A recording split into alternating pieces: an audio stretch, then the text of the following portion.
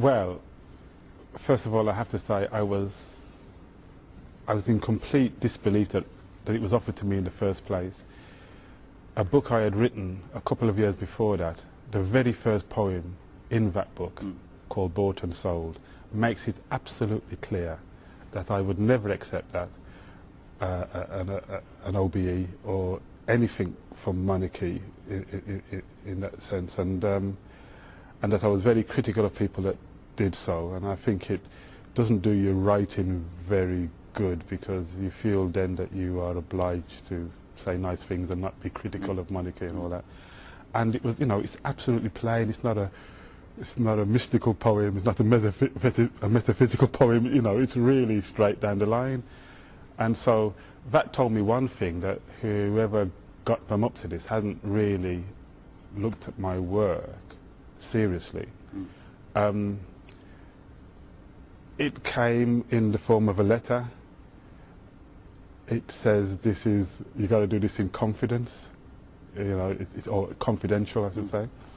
And when I read it, I was just so horrified. Now, I have to put this in context. A couple of days before that, I was at Downing Street knocking on their door, wanting to talk to government and Tony Blair, the then Prime Minister, about the death of my cousin in the police station.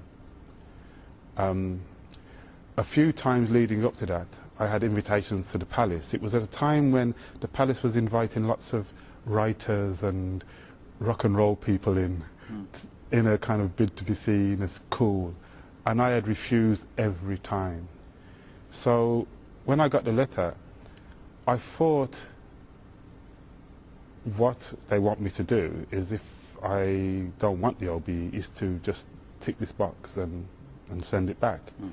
Or tick yes, and then, you know, wait for my instructions.